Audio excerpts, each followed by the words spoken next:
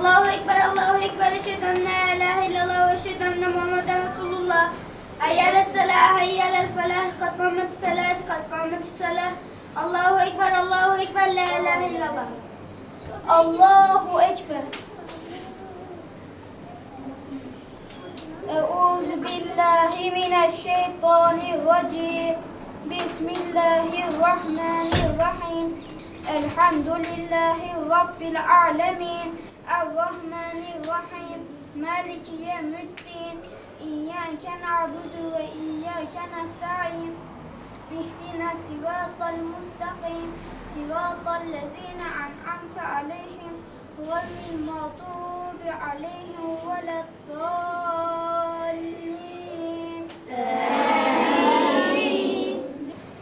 Allahu Ekber.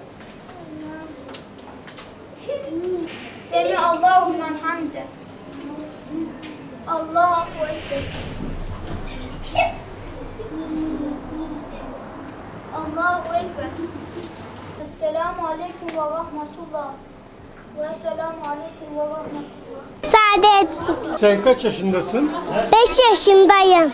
Namaz kılmak, oruç tutmak, hacca gitmek, Allah'a inanmak, meleklere inanmak, kitaplara inanmak, peygamberlere inanmak. Namaz kılmayı öğrendim, Fatiha'yı öğrendim. Ben Allah'ı çok seviyorum. Namaz kılmayı da çok seviyorum. Hayat namazla güzeldir.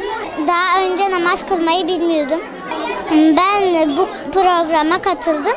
Namazın farzları, namazın sünneti ve İslam'ın şartları, imanın şartları.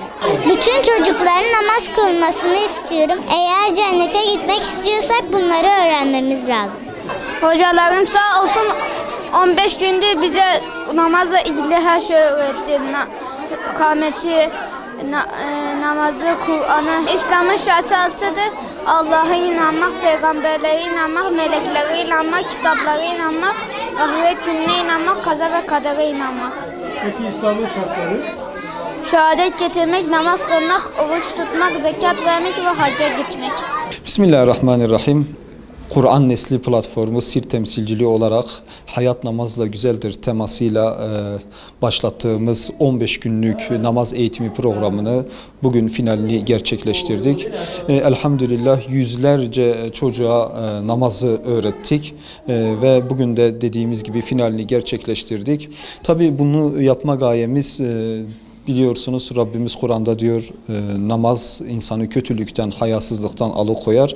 Bizler de bu yaştan yani 7 yaşından başlayarak çocuklarımızı namazla dışarıdaki kötülüklerden, hayasızlıktan alıkoymak için Kur'an Nesli platformu olarak namaz seferberliği başlattık. Sirt'te de hem merkezde hem ilçelerde elhamdülillah bu programımızı tamamladık. 7 ile 10 yaş arasındaki grubumuza namazı öğrettik. Namazın ilk önce tabii programa başlamadan evvel namazın önemini, namazın kıymetini, değerini, Allah'ın emri olduğunu, Peygamber Efendimizin özellikle ümmetine namazı büyük bir miras bıraktığını çocuklarımıza öğrettikten sonra namazın bütün rükunlarını abdest almadan tutun, bütün namaz içindeki farzlar, sünnetler hepsini çocuklarımıza elhamdülillah güzel bir şekilde öğrettik.